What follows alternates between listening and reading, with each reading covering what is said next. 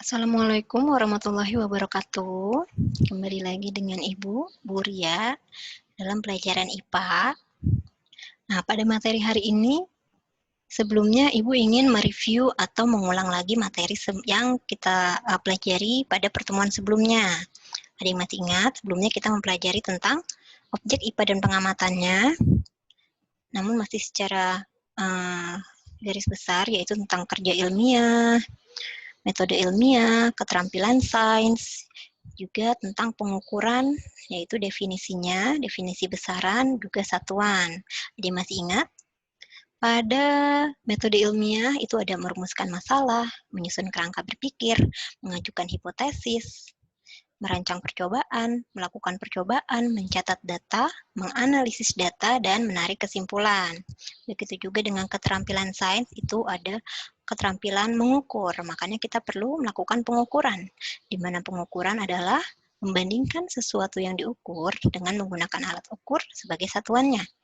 Nah, pengukuran itu ada yang namanya besaran, juga satuan. Masih ingat?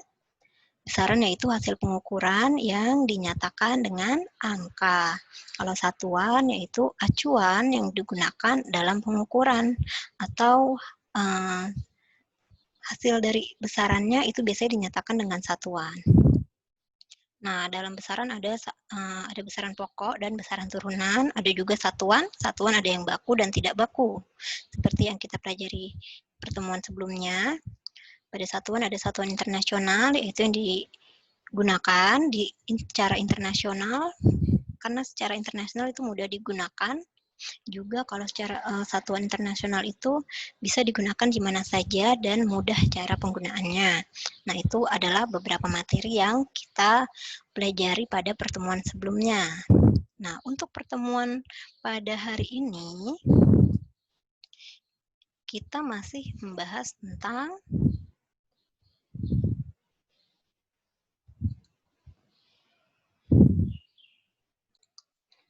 pada pertemuan hari ini kita akan membahas tentang objek IPA dan pengamatannya, masih tentang itu, tapi dengan sub KD.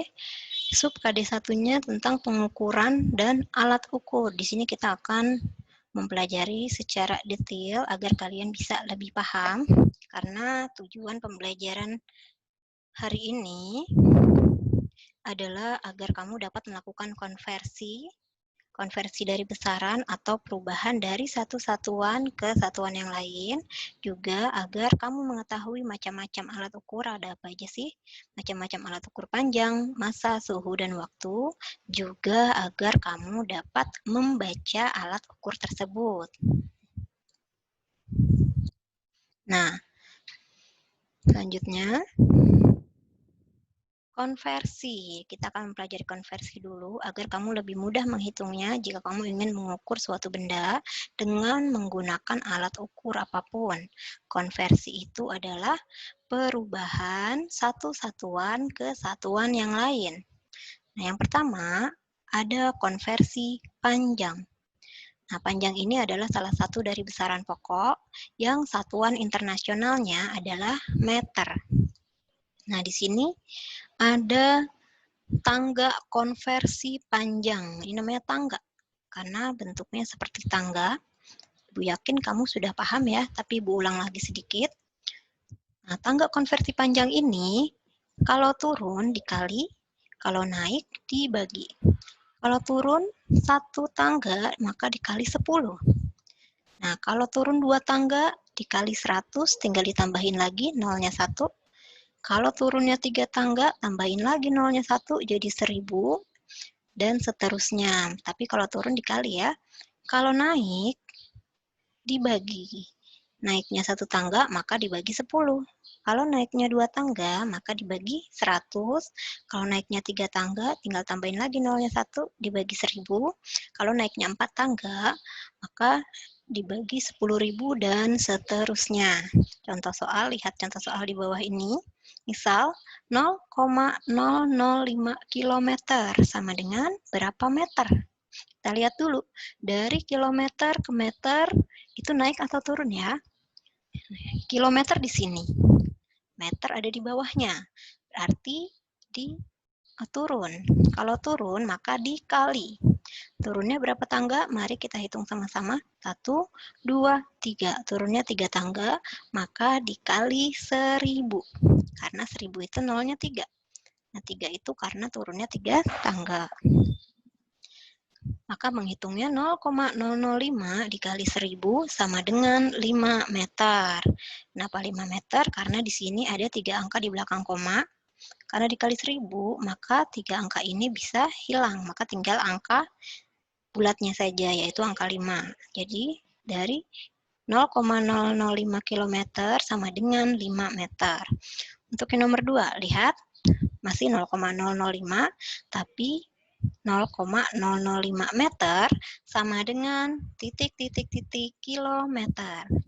Kita lihat dari meter ke kilometer, tangganya naik.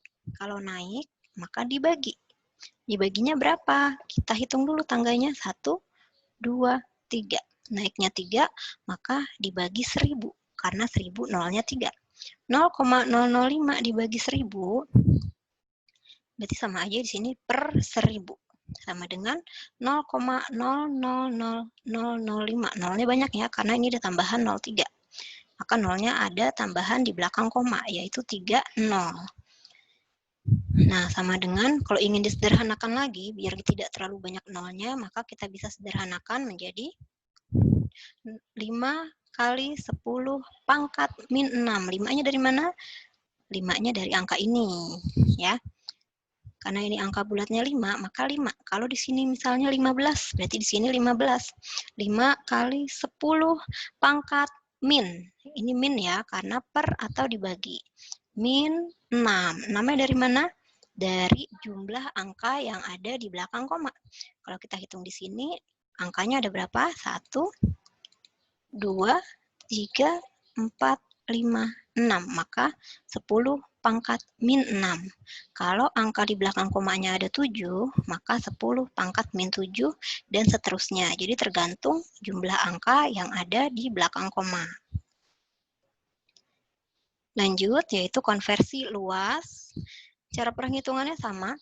Yang membedakan adalah karena luas itu adalah hasil dari panjang kali lebar, maka satuannya pakai persegi atau pangkat 2. Satuan internasional dari luas adalah meter persegi. Nah, walaupun satuan internasionalnya meter persegi, tapi dalam tangga konversi luas itu sama dengan tangga konversi panjang dari kilometer ke milimeter. Bedanya di sini ada perseginya atau pangkat 2-nya. Sama, setiap turun dikali, tapi dikalinya bukan dikali 10, tapi dikali 100, karena pangkatnya 2. Kalau turunnya 2, maka dikalikan 10.000, tambahin nolnya 2 lagi. Kalau turunnya 3, maka ditambahin lagi nolnya 2, biar gampang. 100 ini bisa juga 1 kali 10 pangkat 2.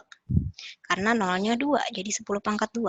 Kalau turunnya 2 tangga, berarti kan nolnya 4. Nah, kita sederhanakan aja. 1 kali 10 pangkat 4. Kalau angkanya 1, satunya boleh tidak dihitung ya. Contohnya misalnya 5 km persegi sama dengan berapa dekameter persegi. Kita hitung di sini dari kilometer persegi ke dekameter persegi itu turunnya 2 tangga. Karena turunnya 2 tangga, maka kamu kalikan aja. Turun 2 tangga, 2 dikali 2. 2 dari mana? 2 yang ada di persegi ini. 2 kali 2, 4, berarti 5 kali 10 pangkat 4. Ya. Jadi 5 km persegi sama dengan 5 kali 10 pangkat 4 dekameter persegi. Selanjutnya konversi volume.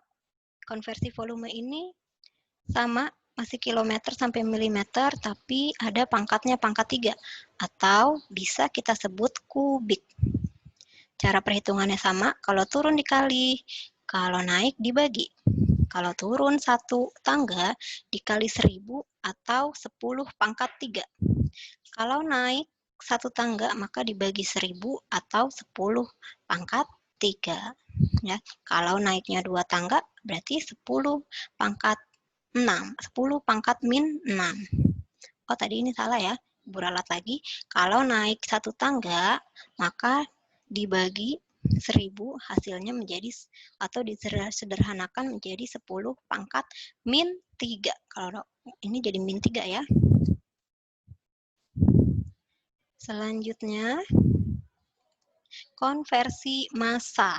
Nah, sebelum kamu tahu massa itu apa, sebelum kamu menghitung konversinya, kita cari tahu dulu. Massa itu adalah banyaknya materi atau zat yang ada di dalam benda yang merupakan besaran fisika dan satuannya itu adalah kilogram. Ya, jadi massa dan berat itu berbeda.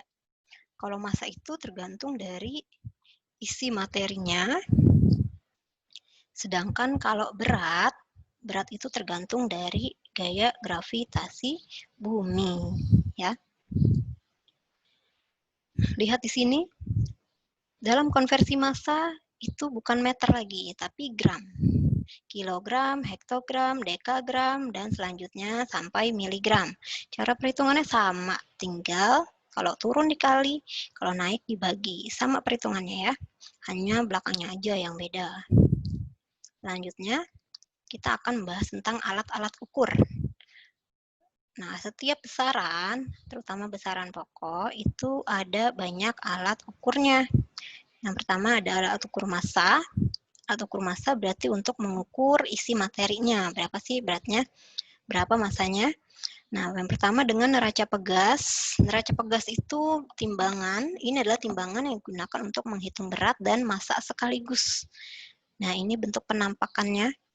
Ini biasanya pengaitnya yang di atas itu ditaruh atau dikaitkan di suatu pengait lainnya yang di bawah ini untuk meletakkan benda yang ingin diukur. Nah, ini bendanya. Cara penggunaannya, bendanya dikaitkan di kaitan yang ada di bawahnya. Yang kedua, ada timbangan badan. Ya, timbangan badan ini Bu yakin kamu sering melihatnya. Timbangan badan yaitu alat yang digunakan untuk mengukur massa tubuh kamu.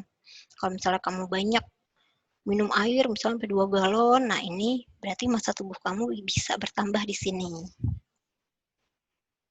Nah, alat ukur massa lainnya ada banyak lagi macamnya, ada neraca gantung, neraca analog, neraca digital, dan neraca sama lengan. Nah, ini sering kamu lihat juga ya, terutama yang ini.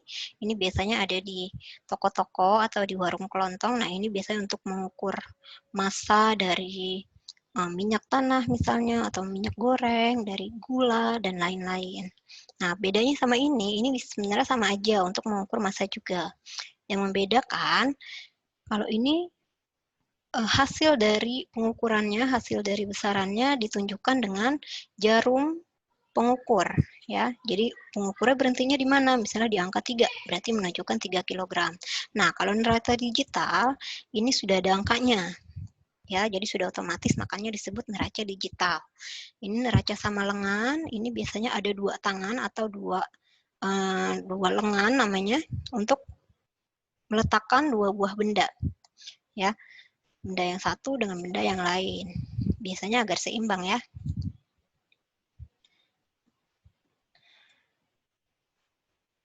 Nah, lalu yang selanjutnya ada alat ukur waktu. Alat ukur waktu itu macam-macamnya ada banyak. Ada arloji, jam pasir, stopwatch analog, jam matahari, jam dinding, timer, dan lain-lain. Atau di HP kamu juga ada alat ukur waktu, ada timernya, ada alarm. Nah, itu adalah alat ukur waktu. Kalender juga alat ukur waktu juga ya. Nah, ini konversi waktu. Tadi ada konversi massa, konversi panjang, nah sekarang juga ada konversi waktu. Konversi waktu itu ada 1 menit sama dengan 60 detik, 1 jam 60 detik, 1 hari 1 malam itu 24 jam. Jadi kalau misalnya ditanya 45 menit itu berapa detik sih? Nah, berarti tinggal kamu kalikan aja. 45 menit dikali 60 detik, karena 1 menitnya 60 detik. Maka kalau ditanya 60 menit sama dengan berapa detik, maka tinggal dikalikan 45 menit dikali 60 detik, hasilnya adalah 2700 detik. Itu contohnya ya. Selanjutnya alat ukur suhu. Alat ukur suhu berarti alat yang digunakan untuk mengukur sebuah atau mengukur panas, baik panas dari sebuah ruangan maupun panas dari benda ataupun panas dari tubuh manusia atau hewan. Nah, macam-macamnya ada banyak. Ada termometer ruangan, digunakan untuk mengukur suhu dalam ruangan. Ada termometer laboratorium untuk mengukur suatu benda atau cairan yang digunakan untuk suatu penelitian. Ada juga termometer badan atau klinis, itu untuk mengukur suhu tubuh, baik tubuh manusia atau hewan. Nah, ini juga ada banyak macamnya. Ini yang biasanya banyak kita gunakan. Nah, ini yang sering digunakan saat ini, termometer yang diletakkan di jidat atau dahi ya, tanpa perlu menyentuh, tapi udah langsung tahu berapa suhu tubuh orang tersebut. Nah, ini ada termometer yang bentuknya seperti empeng. Nah, ini bisa untuk bayi ya. Lalu ada juga termometer maksimum minimum atau nama lainnya adalah Six Bellani. Ini termometer untuk mengukur suhu terendah di tempat tersebut dan berapa suhu maksimum di tempat tersebut. Nah, termometer sendiri berasal dari bahasa Yunani yaitu thermos. Thermos artinya panas, meter artinya mengukur. Jadi termometer adalah alat yang digunakan untuk mengukur suhu atau mengukur panas. Nah, selanjutnya ada alat ukur panjang. Alat ukur panjang ini ada banyak macamnya. Salah satunya adalah mistar atau penggaris yang biasanya sering kita gunakan sehari-hari ya. Nah, penggaris ini juga ada banyak bahan-bahannya, bahan-bahan yang berbeda. Ada yang dari plastik, ada yang dari besi, ada yang dari logam, dan lain-lain. Cara membaca mistar, cara pengukurannya berarti kita membandingkan benda yang ingin diukur dengan alat ukurnya. Ini bendanya, ini alat ukurnya. Alat ukurnya mistar. Cara membacanya, kita letakkan bendanya di permukaan penggaris yang setelah ditunjukkan angkanya. Biar gampang, kita taruhnya dari garis 0. Apa yang diletakkan? Yang diletakkan adalah ujung dari bendanya. Kita sebut aja ini ujung 1, ini ujung 2. Nah, ujung benda 1 kita letakkan di 0. Sebenarnya bisa di mana aja, tapi agar lebih mudah, maka kita letakkan di 0. Nah, kita lihat dulu angkanya. Kalau diletakkan di 0, maka ujung benda 2 mengikuti, ya. Nah, cara menghitungnya ini adalah dalam satuan sentimeter. Dari 0 ke 1 berarti 1 cm, dari 0 ke 2 berarti 2 cm, dari 0 ke 3 berarti 3 cm, dan seterusnya. Nah, kita lihat di sini, dari 0 sampai ke 1, ini ada garis-garis kecil. Nah, garis-garis kecil ini menunjukkan satuan milimeter. Ya, satuan milimeter karena benda tidak selalu pas atau tidak selalu sejajar dengan angka-angka yang sudah dalam bentuk sentimeter. Contohnya ini. Kita lihat di sini, bendanya berhenti di sini. Nah, kita hitung aja. Angka dalam sentimeternya ini yang terlihat adalah angka 2.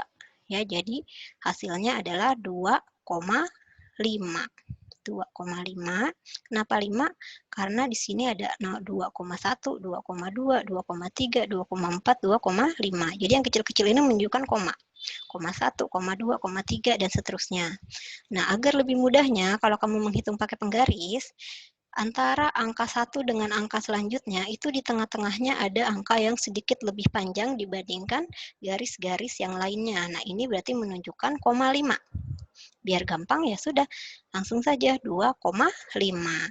Nah, bisa juga seperti ini, 2,5 cm ditambah 0,5 mm, lalu jadilah 2,55 cm. Nah, selanjutnya alat ukur panjang ada yang namanya jangka sorong. Nah, pada jangka sorong, nah, ini bentuk penampakannya jangka sorong. Jangka sorong ini adalah alat ukur panjang dengan ketelitian 0,1 mm atau 0,01 cm. Biasanya jangka sorong ini digunakan untuk mengukur benda-benda yang memiliki diameter, tapi bendanya biasanya yang kecil. Nah, bendanya ditaruh di sini. Contoh, misalnya ibu ingin mengukur diameter cincin ibu. Nah, berarti bendanya atau cincinnya dimasukkan ke sini. Nah, lalu putar agar benda atau cincinnya tidak jatuh. Kalau jatuh berarti dia kurang kencang. Nah, misalnya seperti ini. Nah, pada jangka sorong ini ada yang namanya skala utama dan skala nonius. Skala utama yang di atas, skala nonius yang di bawah.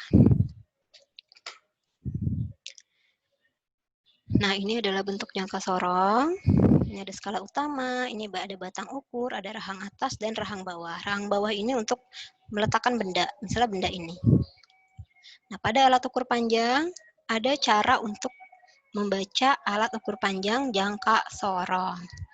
Kita sama-sama lihat videonya ya.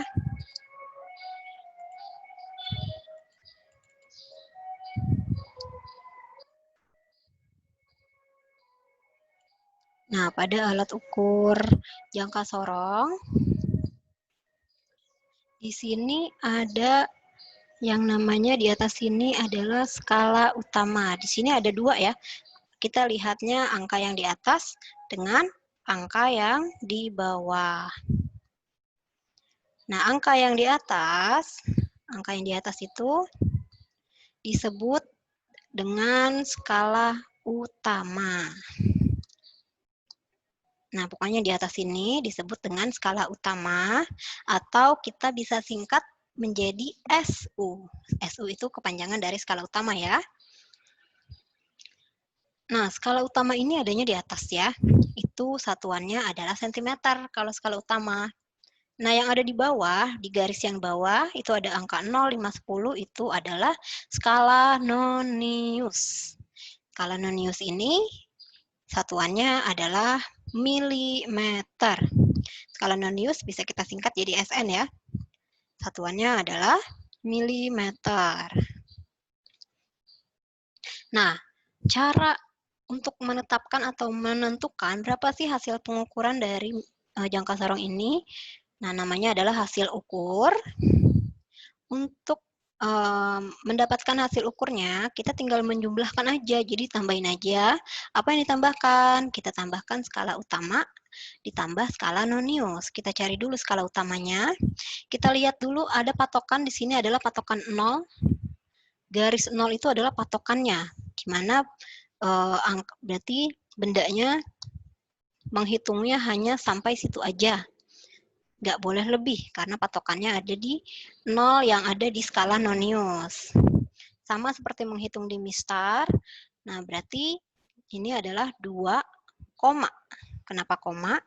Karena di situ nolnya ada di sini. 2, berapa? 2,1, 2, 3, 4, 5, 6, 7. Hanya sampai 7. Ini nggak dihitung karena dia batasnya sampai sini. Ya, jadi ini adalah ini ada batasnya sampai sini aja. Jadi 2,7 cm. Kalau sudah dapat SU-nya, maka sekarang kita cari skala noniusnya atau SN-nya. Cara membaca skala nonius, kita cari garis yang sejajar bawah dan atas atau garis yang terhimpit atas dan bawah. Kalau di gambar ini ya di sini ya yang Ibu tanda ini. Nah, kita hitung. Itu ada di garis nomor berapa sih? Yuk kita hitung sama-sama. 1, 2, 3, 4, 5, 6. Nah, ada di garis ke-6.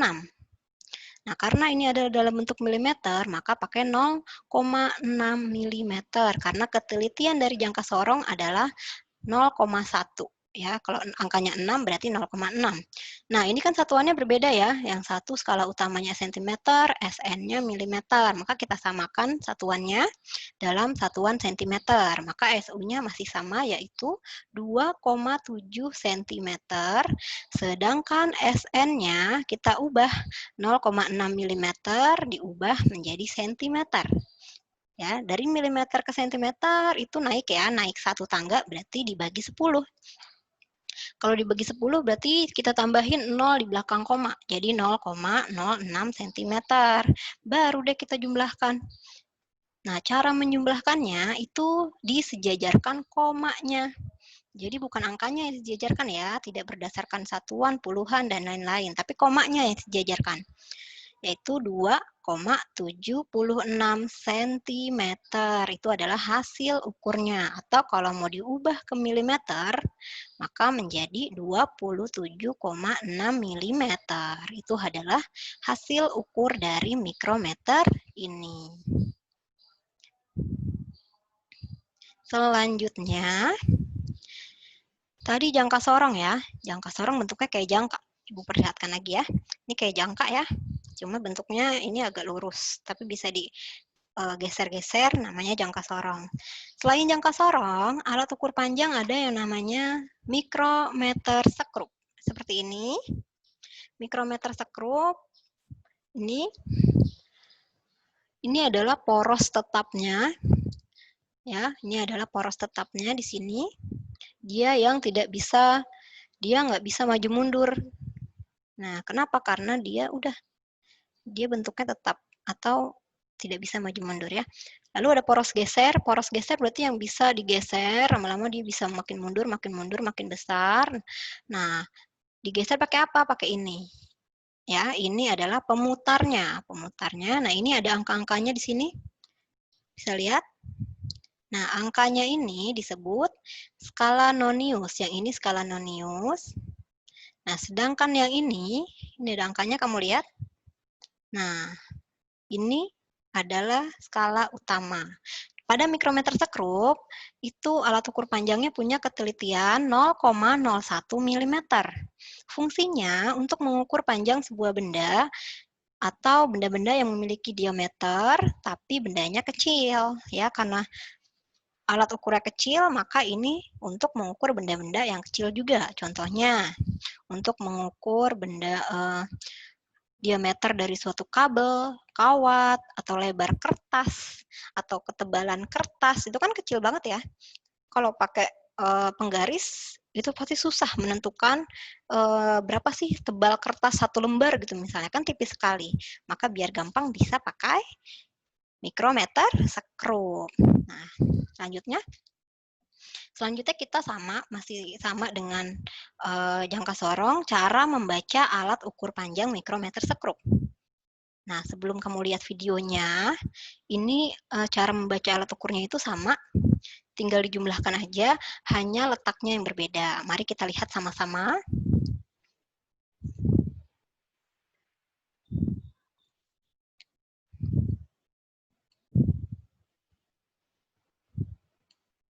Ya, ini adalah hasil ukur, belum ada hasilnya sih ya, tapi yang bisa kita ukur dari mikrometer sekrup. Sama seperti jangka sorong, dalam menghitung mikrometer sekrup dengan menjumlahkan skala utama dan skala noniusnya. Maka kita harus tahu dulu, yang mana sih skala utamanya, yang mana skala noniusnya. Nah, yang Ibu tandai ini adalah skala utama. Skala utama itu yang garisnya horizontal atau ke samping. Nah, ini adalah skala utama. Nah, dari sini, ini dalam bentuk milimeter ya, satuannya milimeter. Sedangkan yang angkanya ke atas atau yang vertikal itu namanya skala nonius. Kalau kita singkat jadi SN, sama seperti yang tadi ya. Nah, untuk menentukan hasil ukurnya, maka kita cari dulu berapa sih hasil ukur skala utamanya atau SU-nya. SU-nya sama dengan, nah kita lihat di sini, ini ada angka 0, 1, 2. Nah, ini adalah garis acuannya atau patokannya. Ya, jadi angka yang terakhir atau garis terakhir berarti itu adalah menunjukkan hasil ukur skala utama. Ini patokannya di sini. Nah, dari sini ke sini adalah 1, tapi ada garis di tengah itu menunjukkan 0,5, dari 0 ke 1 0,5, dari 1 ke 2 1,5, maka dari 2 ke angka selanjutnya adalah 2,5 pertengahannya. Karena yang terakhir angkanya 2,5, maka skala utama dari mikrometer sekrup ini adalah 2,5 mm. Milimeter ya. Sedangkan skala noniusnya sama, cara menghitungnya kita cari garis yang sejajar antara skala utama dengan skala nonius. Yang sejajar tuh ini.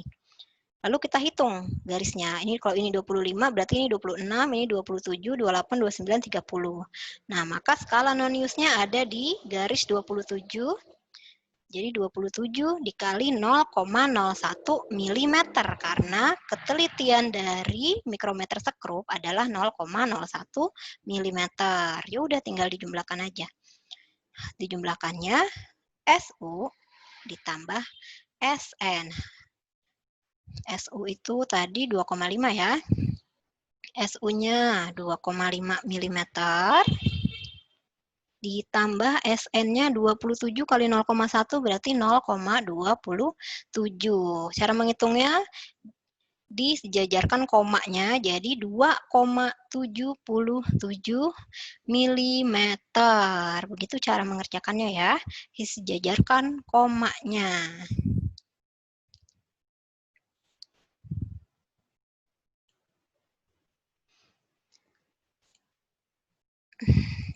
Ya. Semoga kamu bisa menjadi saintis atau penemu atau ilmuwan selanjutnya. Amin. Nah, cukup sekian dari Ibu ya. Terima kasih. Wassalamualaikum warahmatullahi wabarakatuh.